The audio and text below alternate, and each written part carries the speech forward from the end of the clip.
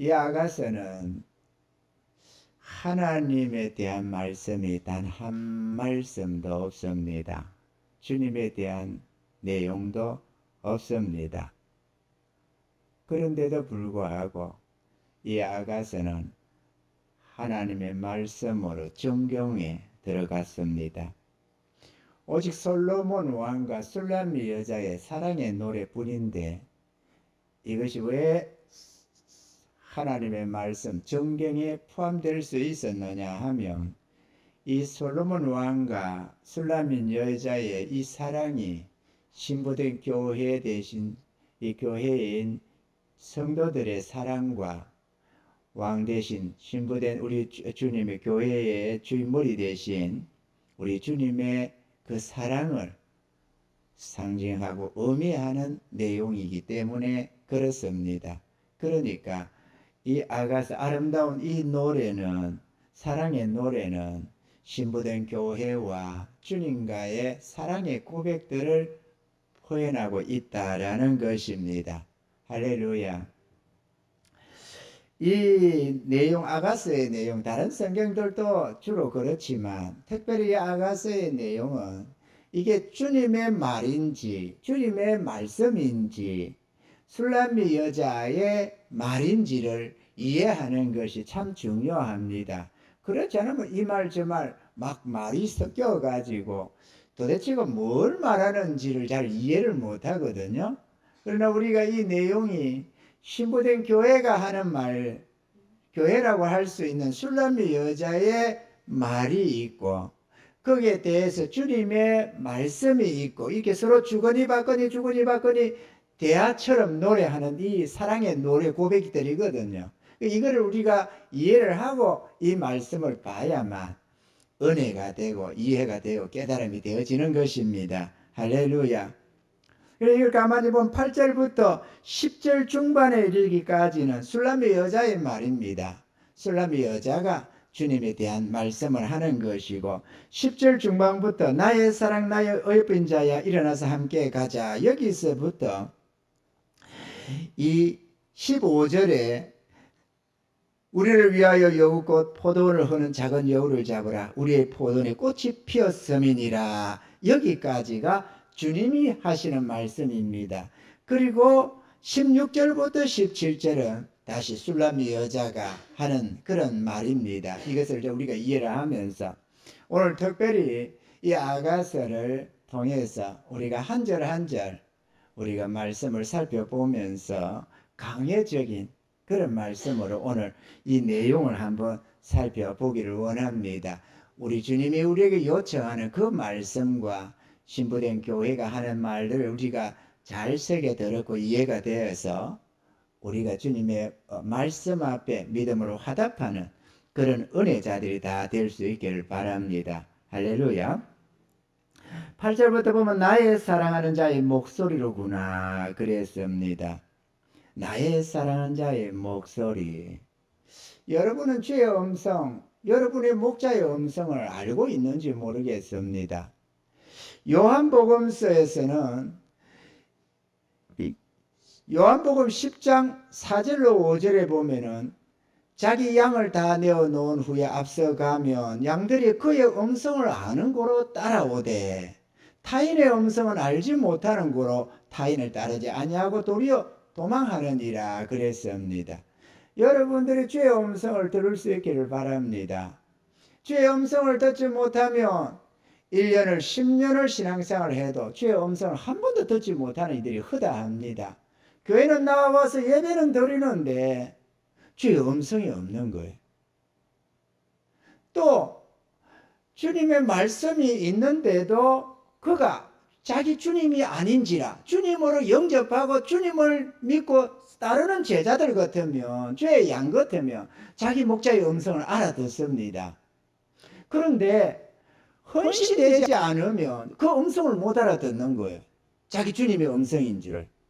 그러니까 아무리 주님이 말씀을 해도 알아듣지를 못하는 거죠.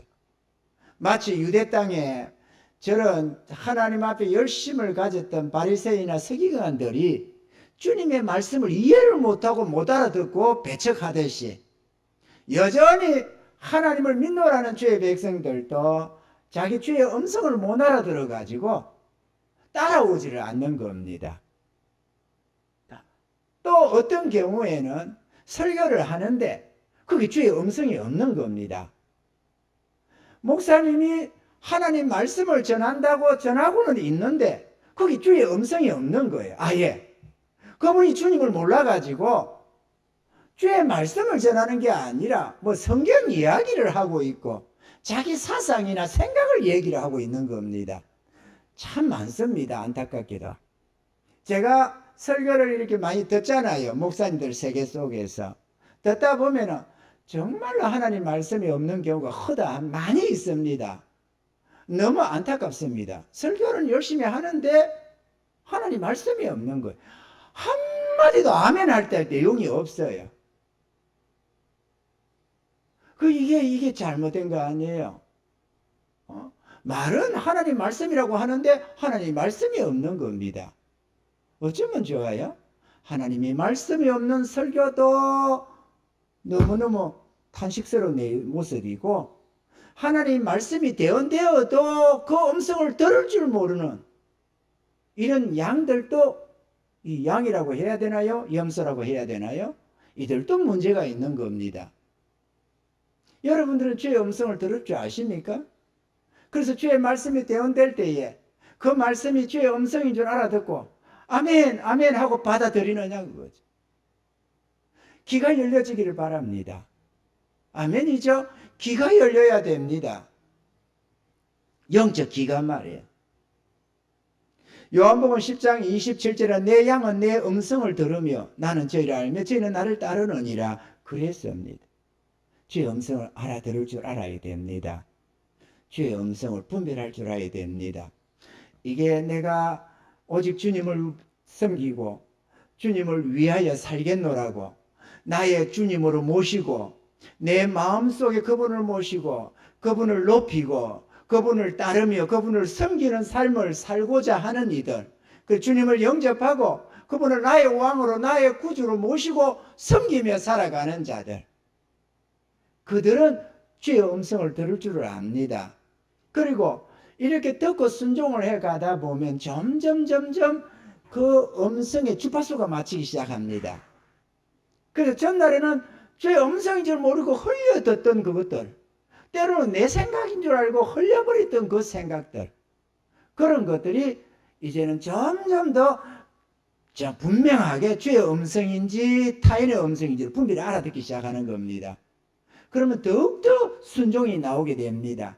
주의 음성을 잘 들으면 들을수록 그 말씀에 그 음성에 민감하면 민감할수록 아름다운 열매가 가득히 맺혀지기 시작하는 것입니다. 주의 음성을 들을 수 있기를 바랍니다. 사람의 설교 듣고 변할 사람 아무도 없습니다. 사람의 설교로는 영혼이 안 바뀝니다. 우리의 심령의 변화가 안 일어납니다. 인간의 교훈 정도를 가지고는 영혼의 변화가 일어나지를 않아요. 하나님의 음성이 들려질 때 그 말씀을 우리가 받아들일 때에 그 속에서 생명력이 역사되는 것입니다. 깨닫는 은혜가 있기를 바랍니다. 신앙생활을 오래 한다고 성경 내용 많이 안다고 주의 음성을 아는 게 아닙니다. 성경의 말씀이 주의 음성이 아니라 성경 속에서 주님이 하시는 영의 음성들이 있습니다. 그 음성을 들을 줄 알아야 됩니다. 아멘이죠? 의문을 많이 안다고 아는 게 아니고 실제로 우리 삶 속에 역사하시는 주의 음성을 들을 줄 알아야만 합니다. 주님이 살아계셔서 우리에게 말씀을 하거든요. 주님 말씀, 저는 오늘도 주의 음성을 설교 말씀 속에서 주의 음성을 듣습니다. 항상 들으니까 그 말씀을 대언하는 겁니다. 알아들으라고. 근데 그것만이 아니고 오늘도 저에게 주님이 말씀해 오신 게 있습니다. 근데 내가 가만히 생각을 해보는 거죠. 이게 주의 음성 맞나? 그 분별을 해보면서 지금 생각하면서 맞다, 이거 주의 음성 맞다, 이렇게 생각을 하는 게 또 있습니다. 그러니까 무심결에도 이렇게 썩 주님이 말씀해 오는 게, 성령이 말씀하는 게 있어요. 그런데 그런 거는 못 알아들어도 대언하는 이 말씀 속에서는 주의 음성을 알아들어야 될 것 아니겠어요? 근데 주의 양들은 듣고 따르는데 주의 양이 아니면 듣지를 못하고 깨닫지를 못하고 순종할 줄을 모른다는 것입니다. 순종할 줄도 모를 뿐만 아니라 순종할 능력도 없다고 해도 과언이 아니겠죠? 회개해야 됩니다. 그런 자들은 주의 말씀을 계속 들으면서도 자기 주님의 음성, 하나님의 음성이 들리지를 않는 사람들, 회개하셔야 됩니다. 회개하고 주님 영접부터 하세요. 그래야 주의 음성이 들리기 시작합니다. 주님을 맞이하지 않으니까, 나의 구주로 모시지 않고 나의 왕으로 모시지 않으니까 내 생각이 완전히 나를 지배하고 있어가지고 육의 음성은 알아듣는데 영의 음성은 알아듣지를 못하는 겁니다. 자기 목소리는 잘 듣고 사단의 음성도 잘 듣는데 주의 음성을 들을 줄 모른다. 이거 심각한 거 아니겠어요? 그러면서도 내가 주의 제자다 이러는 게 상당히 문제가 있죠. 깨닫는 은혜가 있기를 바라고, 주의 목소리를 분별해서 들을 수 있는 은혜가 있기를 바랍니다. 나의 사랑하는 자의 목소리로구나. 술람의 여자는 그 음성을 알아들었습니다. 보라, 그가 산에서 달리고 작은 산을 빨리 넘어오는구나. 나의 사랑하는 자는 노루와도 같고 어린 사슴과도 같아서 우리 벽 뒤에 서서 창으로 들여다보며 창살 틈으로 엿보는구나. 이랬습니다. 이 술람의 여자는 주님을 노루와도 같고 어린 사슴과도 같다 그랬습니다. 만왕의 왕이신데, 만주의 주가 되시는 분이신데, 이 신부된 교회가 볼 때 주님은 사랑스러운, 정말로 위협함이 조금도 없는 그런 왕이신 것입니다. 겸손하여서 예루살렘을 입성할 때도 나귀 새끼를 타신 주님, 조금도 위협함이 없는, 세상에 조금만 권력을 가지도 사람을 위협하고 얕잡아보고 낮추고 안하무인격이고, 그런데 만왕의 왕이신 우리 주님은 오직 우리를 사랑으로 대하시고 온유와 겸손함으로 대하기 때문에 이 술람의 여자는 노루와도 같고 어린 사슴과도 같다 그랬습니다. 그분이 창살 틈으로 넘어다보며 벽 뒤에서 우리를 바라보고 있다 이렇게 말을 했습니다. 왜냐? 우리의 마음을 열어주기를 원하고 우리가 기쁨으로 주님을 맞이해 주기를 주님이 원하시기 때문에 그런 것입니다. 계시록 3장 20절에 보면은 볼지어다 내가 문 밖에 서서 두드리노니 누구든지 내 음성을 듣고 문을 열면 내가 그에게로 들어가 그로 더불어 먹고 그는 나로 더불어 먹으리라 그랬습니다. 계시록 3장 22절에는 기 있는 자는 성령이 교회들에게 하시는 말씀을 들을지어다 이랬습니다. 영적 귀가 열려서 주님이 여러분을 부르시는 그 음성을 듣고 화답할 수 있기를 바랍니다. 할렐루야. 우리 주님은 우리 속에 임하시기를 원합니다. 우리 바깥에 계셔서 우리가 예배를 드리고 찬양을 하고 예물을 드려서 이렇게 공개하는 그런 왕으로만 계시는 게 아니고 우리 마음속의 내주에서 우리 중심 속에서 왕의 자리로 하나님의 그 보좌에 앉으시기를 원하고 우리가 마음 중심을 다해서 주님을 높이고 그분을 순종하고 따르기를 원한다는 것입니다. 주님은 우리 안에 오시기를 원하는 거지 바깥에 있어서 영광 받기를 원하는 분이 아니십니다. 아멘이시죠? 그러므로 마음을 열고 주님을 주님으로 모셔드리시길 바랍니다. 그렇게 모셔드리는 그들이 영접하는 자, 곧 그 이름을 믿는 자들에게 하나님의 자녀가 되는 권세를 주신다라고 하신 것입니다.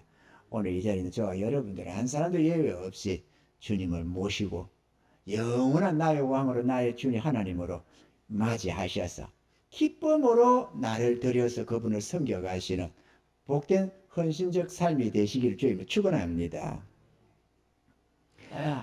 10절로 12, 13절에 나의 사랑하는 자가 내게 말하여 이르기를, 여기까지가 술람의 여자가 하는 말이고 그 다음에 주의 음성입니다. 나의 사랑 나의 어여쁜 자야 일어나서 함께 가자. 겨울도 지나고 비도 그쳤고 지면에는 꽃이 피고 새해 노래할 때가 이르렀는데 방구의 소리가 우리 땅에 들리는구나. 무화과 나무에는 푸른 열매가 익었고 포도나무에는 꽃이 피어 향기를 토하는구나. 나의 사랑 나의 어여쁜 자야 일어나서 함께 가자 이랬습니다. 이게 무슨 말씀이냐? 신부된 교회가 웅크리고 있는 것입니다. 웅크리고 있으면서 신앙이 뭔가 일어나서 열매 맺어 나가는 적극적인 이런 신앙이 되지 않고 뭔가 수비적인 자세로 재짓지 않고 정욕적이 살지 않겠다고 하는 이런 경계하는 이런 모습으로 수비적인 모습으로 그렇게 신앙생활을 초신앙을 주로 한다는 겁니다. 주님을 따라서 주님이 인도하는 대로 나아가면서 정복하고 다스려가는 그런 신앙이 되지 않고 연약한 속에서 주의 보호만을 바라고 주의 도움만을 의지하고 이렇게 살아가는 연약한 신앙의 모습을 그대로 보여주고 있는데요.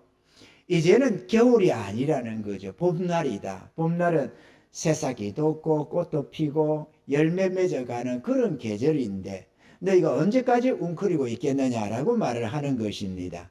이해가 되시면 아멘. 일어나야 합니다. 떨치고 일어나시기 바랍니다. 일어나라 빛을 발하라 하듯이 우리는 내 개인적인 신앙에만 입각해서 신앙 이렇게 하면 되는 것 아니야?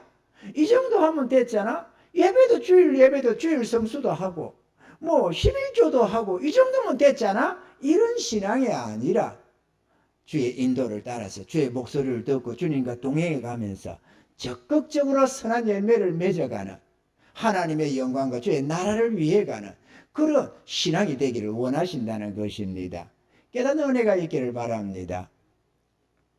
이게 왜 이게 중요하느냐 하면 이렇게 목회를 이렇게 오랫동안 해 가다 보면 주를 믿고 따른다고는 하지만 두 가지 신앙이 보편적으로 드러나는 신앙이 있습니다.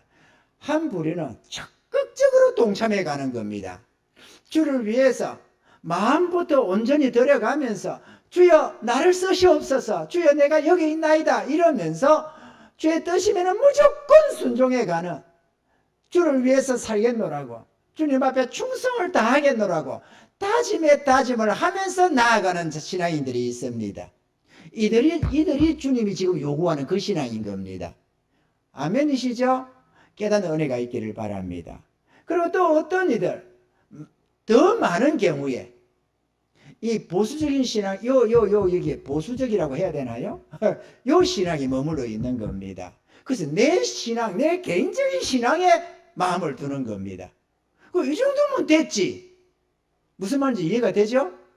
내 개인적인 신앙에 관심을 둔다니까. 하나님 나라를 바라보는 게 아니고 주의 뜻을 이루겠다고 나아가는 그 신앙이 아니라 공격적인 이 신앙이 아니고 적극적으로 주님을 섬겨가는 이 신앙이 아니라 이 정도면 됐잖아. 이게 내 신앙에 입각해서 아니 내가 뭘 잘못한다고 내가 뭘 어때 이 정도면 됐지. 아니 다른 사람들은 뭐 헌금 생활도 제대로 안 되고 주일 예배도 빼먹기도 수시로 하고 그런데 나는 이렇게 예배도 드리고 좀 봉사도 하고 11조도 드리고 이 정도면 되잖아. 이런 말이죠. 내 개인의 신앙에다가 입각을 두는 겁니다. 이 신앙은 열매가 잘 안 맺혀집니다.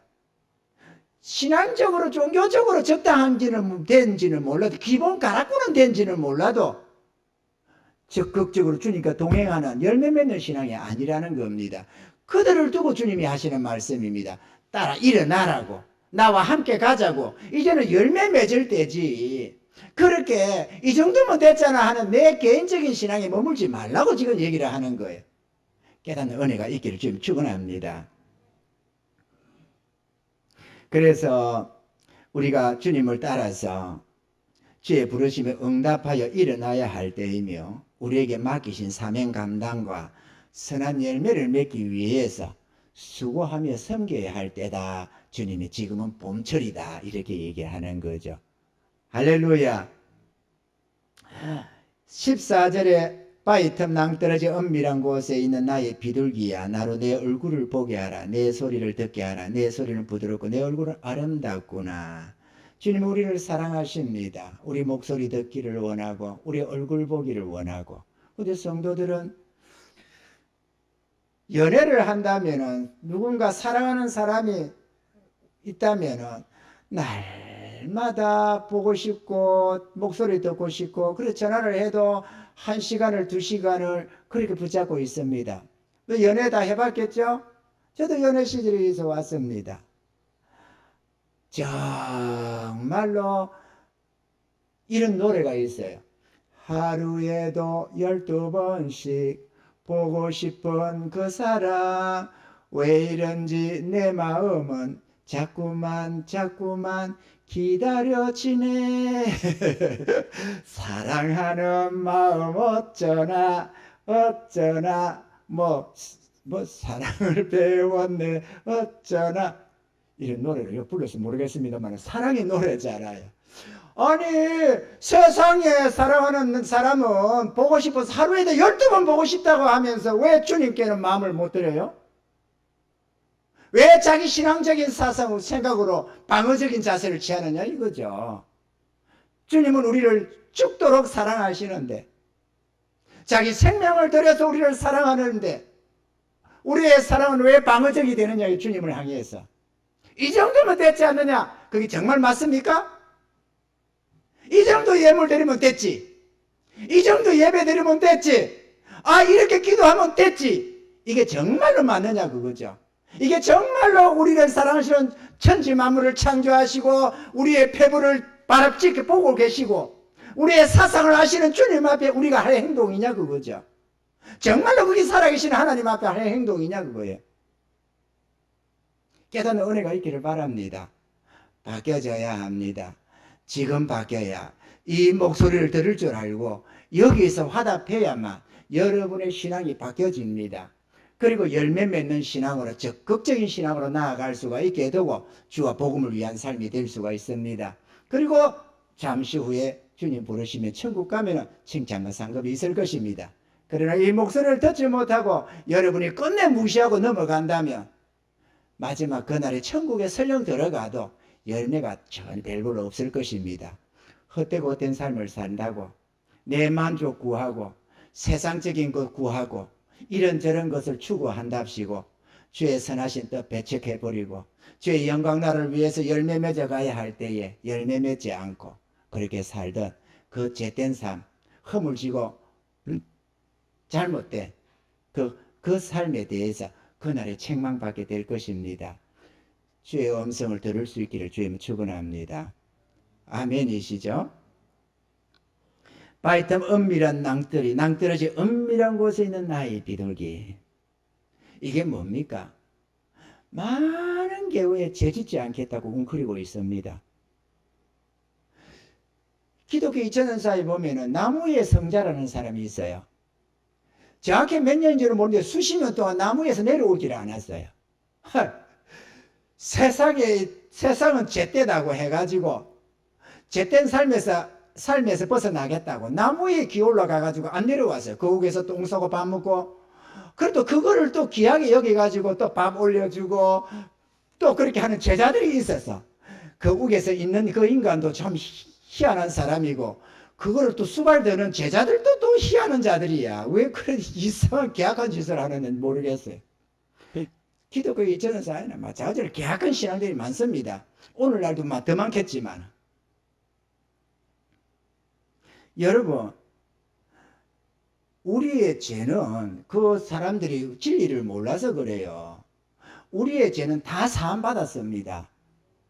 죽는 그날까지 죄는 큰 죄, 작은 죄 할 것 다 사함받았습니다. 그러니까 이것도 죄인데 저것도 죄인데 라고 웅크리고 있을 자들이 아니라는 거죠. 그거는 이미 탕감받았으니까 죄 안 짓는다고 상이 주어지는 게 아니에요. 아멘이죠?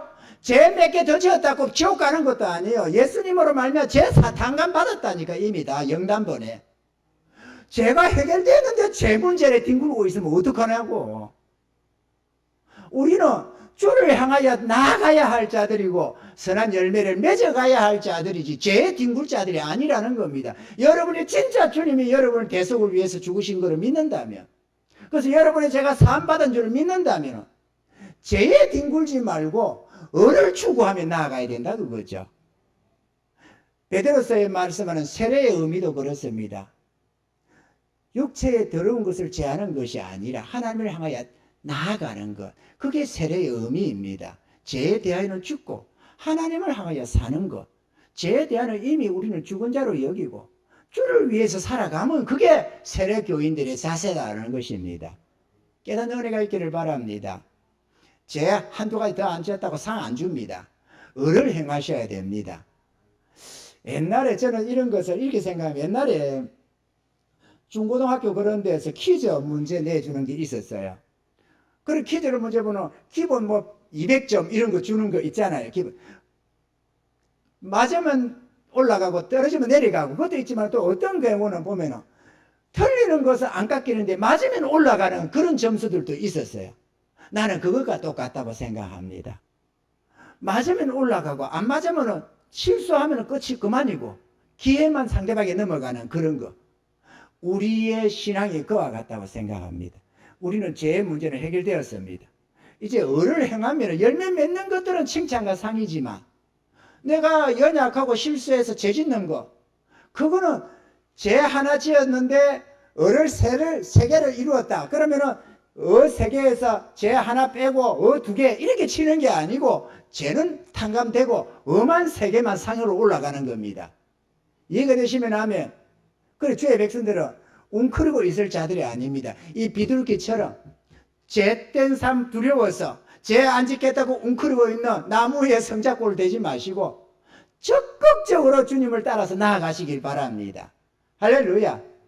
이럴 때에 선한 열매가 맺혀집니다. 우리는 주를 위하여 준비된 자들이고 하나님의 영광 나라를 위해서 준비된 자들이지, 죄 하나 더 안 짓는다고 어찌 되는 게 아닙니다. 깨닫는 은혜가 있기를 바랍니다. 이러니까 그럼 죄지도 되냐? 그 말이 아니고 죄 지었다고 될 종류가 아니죠. 죄 떼고 허물 지면은 성령의 역사가 그만큼 강해지기 시작합니다. 그러니까 우리가 경건하게 살아가야 하지만, 그럼에도 우리는 연약하기 때문에 수시로 죄를 짓습니다. 성질을 안 내야 될 때 성질 내고, 속상하지 않을 때 속상해하고, 험담 안 해야 될 때 비방하고, 무심결에 놓는 게 있어요. 그렇다고 그것 때문에 뭐가 잘못되느냐? 그건 아닙니다. 영단발에 해결되어 있으니까 깨닫는 은혜가 있기를 바랍니다. 우리 주님은 우리를 사랑하십니다. 더러 많은 경우에 성도들한테 질책이 올 때 주님이 질책하실 때가 종종 있습니다. 설교 때에도 질책할 때가 있죠. 잘못한다고 질책을 하면 성도들이 반응이 이렇습니다. 아니 내가 뭘 어떻다고, 내가 뭘 잘못한다고 이렇게 생각을 하는 거죠. 잘못한다고 하는 게 아니라 잘하지 않는다고 뭐라 부는 겁니다. 더 잘해야 되는데, 더 주님을 따라가야 되는데 안 따라가거든. 우리 배곡교회에서 책망을 듣는 여러분의 설교 속에서 책망이 들린다면 그거는 주님을 따라 안 가서 책망 듣는 거예요. 왜 안 따라 나서느냐? 그걸 뭐라 부는 겁니다. 왜 수도 없이 말을 하는데 못 알아듣고 따라 나서지 않느냐? 왜 그 자리에 머물러 있느냐? 그래 책망 듣는 거예요. 내가 뭘 잘못했다가 아니라 따라 안 간다고 책망을, 순종해 나아가야 되는데 안 나간다고 책망하는 겁니다. 깨닫는 은혜가 있기를 바랍니다. 할렐루야. 15절에 우리를 위하여 여우 곧 포도를 흐는 작은 여우를 잡으라. 우리의 포도는 꽃이 피었음이니라. 이 말씀이 아주 중요합니다. 포도원이라는 거, 우리가 주의 백성들을 포도나무라 비유하잖아요. 주님의 포도원은 우리 마음밭입니다. 우리 마음밭인데, 우리 마음밭에 포도나무가 꽃이 피었다는, 봄날이 돼가지고 포도의 새순도 돌아보면 꽃이 피기 시작했습니다. 꽃이 피었는데 거기에 여우 새끼가, 그것도 크게 좀, 여우가 원래 덩치가 작지만 그것도 큰 여우가 아니고 작은 여우. 여우가, 작은 여우가 사납게 무서워 보입니까? 사랑스러워 보입니까? 사랑스러워 보이. 작은 여우, 조금 위협이 안 될 것 같은 작은 여우, 사랑스럽게, 무슨 강아지 새끼처럼 작은 여우. 그런데 이 포도원에 꽃이 피었으니까 이 작은 여우를 잡아내라는 겁니다. 왜냐? 꽃이 필 때는 조금만 상체기를 내도 열매가 안 맺혀지는 거거든요. 그러니 이게 포도원이 허물어지는, 열매를 못 맺게 하는, 포도원 농사를 망치는 원흉이니까 잡아내라는 겁니다. 우리 마음에 작은 여우 새끼들이 돌아다닌다는 거죠. 지금 우리가 주님의 부름을 받아서 이 술람의 여자가 뭡니까? 지금 어린 신앙 아닙니까? 장성한 신앙이 아니고 지금 어린 신앙입니다. 뒤에 가서 보면 알겠지만 이제 은혜 있고 주님께로 나아오는 연약한 성도다 그거죠. 그 열이 열린 마음속에 꽃이 주님을 위한 열매가 맺혀가야 되는데 꽃이 피는 계절인데 여기에 여우 새끼가 나돌아치면서 이리 뛰고 저리 뛰고 뭐 나비 잡는다고 요리 솟고 저리 솟고 지는 좋아서 어쩔 줄 모르고 뛰고 솟고 하는데 여기저기 포도나무에 상처기를 내고 포도농사를 망친다는 것입니다. 이게 무슨 말씀이냐? 우리 마음속에 작은 여우 새끼들이 돌아다닌다는 거죠. 육신적인 작은 정욕들, 작은 욕심들입니다. 우리 마음의 육신의 욕심들이 위협으로 보이는 게 아닙니다. 사랑스럽기까지 한 여우 새끼에 불과한 겁니다. 이해가 되시면 아멘. 조그마한 나태함, 조그마한 게으름, 이런저런 조그마한 즐거움을 추구, 세상 즐거움을 추구하는 그런 것들, 또 육신의 욕심과 이런저런 작은 정욕들, 이런 것들이 작은 여우새끼라고 하나님은 말씀하고 있는 것입니다. 그것들이 나돌아치면 아름다운 열매를 못 맺습니다. 깨닫는 은혜가 있기를 바랍니다. 심지어는 사랑스러워서 그거가 짝하고 싶고 그 정욕에 내가 편에 들어서 그것이 요구하는 대로 들어주고 싶고 따라다니고 싶고 그러겠지만 그것이 주의 포도농사를 망치는 원흉이라는 걸 알아야 합니다. 우리가 주를 위해서 열매 맺어가는 삶을 살아야 되는데 우리가 열매를 많이 맺으려면 주님께 꼭 붙어 있어서 성령으로 말미암아 열매를 맺어가야 되는데 이런 작은 노루새끼 같은 이런 육신의 정욕들이 우리의 마음을 황폐화시키고 선한 열매를 맺어가지 못하도록 위협을 한다는 것입니다. 사단이가 대단하게 위협을 하는 그런 위협이 문제가 아니고 사랑스러운 우리의 마음의 정욕들이 깨닫는 은혜가 있기를 바랍니다. 알아들으시기를 바랍니다. 전도서 10장 1절에는 이렇게 말씀합니다. 죽은 파리가 향기름으로 악취가 나게 하는 것 같이 적은 우매가 지혜와 존귀로 패하게 하느니라. 적은 우매, 별것도 아닌 것 같은 우리의 조그마한 허물진 것들, 죄된 것들, 이런저런 욕심들, 이런 것들이 지혜와 존귀로 하나님의 영광을 망치게 하고 지혜와 존귀로 피하게 한다는 겁니다. 나 딴에는 사랑스럽지만 결코 사랑해서는 안 되는 대상이라는 걸 깨달아 아시기를 주님 축원합니다. 할렐루야. 우리 안에 있는 적은 우매가 무엇이든 혹은 이런 육신의 작은 정욕들이 무엇이든 꽃피는 계절의 포도나무에게는 치명타가 된다는 것을 우리는 알아야 합니다. 그러므로 포도를 흐는 작은 여우새끼를 보이는 쪽쪽 때리잡으시기 바랍니다. 때리잡으시기를 바랍니다. 저도 그런 노력을 한 때가 많이 있습니다. 신앙 초기에 특히나 지금도 보이면 때리잡습니다만 신앙 초기에 또 신학교 다닐 무렵에 내 안에 허물진 게 자꾸 보이는 거예요. 하나하나가. 그러면 그거를 계속해서 메모를 해드렸습니다. 이런 허물된 것, 저런 정욕적인 것들, 하나님 앞에서 제거해야 할 육신적인 것들, 이런 것들이 보여주시는 것들이 있었어요. 그러면 그걸 적었습니다. 그리고 기도하기 시작해서 하나님 이거 제할 수 있게 해주세요. 이거 하나님 버릴 수 있게 해주세요. 주님 이런 부분들 성화되게 해주세요. 근데 이 죄된 것들도 몇 개서 보여지고 어렵고 거룩한 것도 몇 개 보여지는 거예요. 와, 믿음이 저러면 얼마나 좋을까. 이런 믿음, 선진들의 어떤 믿음의 어떤 모습들, 사랑의 어떤 모습들, 이런 것들, 나도 저런 사랑을 가지면 얼마나 좋을까. 이런 것들, 선한 것도 보여지고 내 안에 있는 허물진 것, 악한 것 제거해야 될 것도 보여지는 겁니다. 그러면요, 그런 것들을 내 기억 속에는 한 대여 가지가 항상 있었습니다. 그 대여섯 가지를 적어놓고 그걸 놓고 기도를 하고 하다 보면은 한 2, 3년 지나가면은 선한 것은 이루어져 있고 그 위치에 가 있고 그 악한 것은 제거되게 되는 겁니다. 그럼 연방 하나가 제거되면은 또 다른 거 하나가 또 주님이 보여주는 것들이 있어요. 그러면 또 하나 제거하면 또 보여주는 게 있고 그래서 계속해서 대여까지는 항상 있었습니다. 있기 마련입니다. 내가 뭐 이거 죄니까 죄하자 그런다고 제거되는 게 아니에요. 주님이 보여주는 것들이 있습니다. 우리 안에 나타내 보여주는 것. 너 이거 허물 있지? 이거 지어야 된다. 이거 노루색, 이 작은 여우새끼 이거 없애야 된다.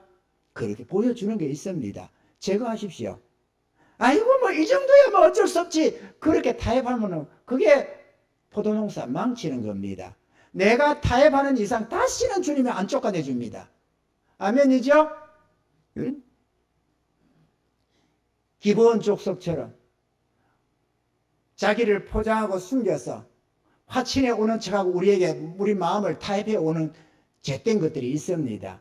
그건 반드시 제거해야만 되지. 안 제거하면 그것이 내 옆구리에 채찍이 되고 눈에 가시가 되고 그것이 결국 나를 망치게 만든다는 것. 주님이 계속해서 경고하는 내용입니다. 사랑스러워 보인다고 내 편이 아닙니다. 사랑스러워 보인다고 복이 되는 게 아닙니다. 깨닫는 은혜가 있기를 바랍니다. 주의 음성을 들을 수 있기를 바랍니다. 주님의 경고를 경략히 여치지 말고 아이고 뭐 내 알아서 한다 이렇게 하지 말고 주의 음성으로 듣고 아멘 주여 그게 그렇습니까? 그러면 하겠습니다. 이렇게 순종하는 마음으로 믿음의 발을 떼시면 하나님께서 성령으로 도우셔서 그 정욕적인 거 하나하나 제거해 줄 겁니다. 하나하나 없어지면 점점 어렵고 거룩해져 갑니다. 허물진 것이 사라지고 내 언행 심사에 내 마음과 내 행실 속에 빛이 비치기 시작합니다. 밝은 빛이 드러나게 되고 그래서 빛이 되는 거죠.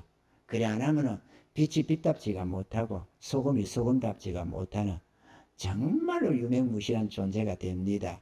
땅에도 구름에도 쓸데없는 존재. 그런 주의 백성이 되어서는 안 되겠죠? 할렐루야. 이게 지금 3년 1개월 전에 한번 설교를 했네요. 3년 1개월 됐습니다. 한번 흘려들으면 그 다음에 언제 될지 모릅니다. 3년이 지날지 5년이 지날지 언제 이런 말씀 다시 전할지 누가 압니까? 어쩌면 마지막 들을 설교일 수도 있잖아요. 오늘 이 본문의 내용이 말이죠. 깨닫고 주의 귀한 음성 귀하게 받으시기 바랍니다. 그게 우리의 생명이고 우리의 평안이 되고 하나님께 영광이 되고 우리에게 영원한 즐거움과 칭찬과 상급이 되어질 것입니다. 할렐루야. 16절로 17절에 나의 사랑하는 자 내게 속하였고 나는 그에게 속하였구나. 그가 백합화 가운데서 양떼를 먹이는구나. 나의 사랑하는 자여 날이 기울고 그림자가 갈 때에 돌아와서 베델산에서의 노루와 어린 사슴 같아여라 그랬습니다. 자, 여기서 우리는 어린 신앙의 모습을 볼 수 있습니다. 주의 백성들이라고 해서 이기적인 신앙이 아닌 경우가 없습니다. 처음에 은혜를 입으면 육신적인 것이 가득해가지고 변화가 약해져서 모든 것이 내 중심으로 생각을 해요. 교회도 내 중심으로 생각합니다.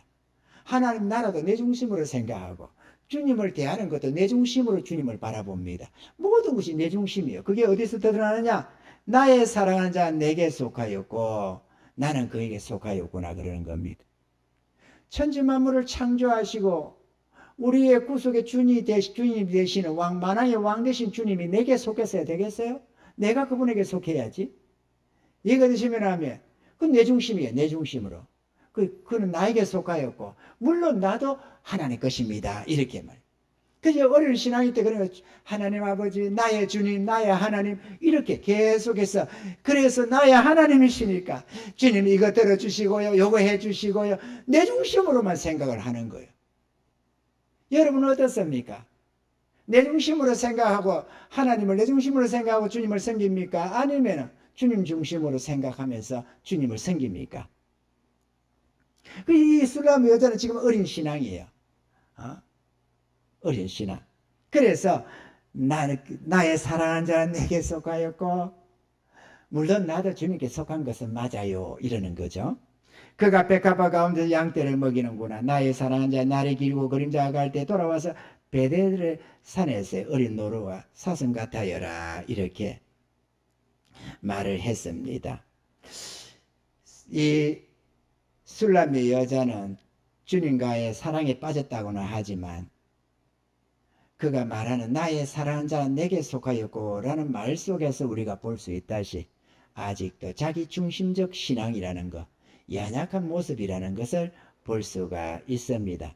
그러다 보니까 이 날이 기울고 그림자가 갈 때에 이 말은 내가 이런저런 세상적인 정욕적인 삶이 될지라도, 다시 말해 내가 죄된 모습이 많이 드러나고 나타날지라도 이 얘기거든요. 내가 어둠에 묻혀질 때라도 돌아와서 베들레산에서 노루와 어린 사슴 같아여라. 내가 죄되고 설령 허물이 가득할지라도 주님 나와 함께 해주시고 나에게 은혜를 주시고 나를 사랑해 주시고 보여 주시옵소서, 이렇게 지금 얘기를 하고 있다는 것입니다.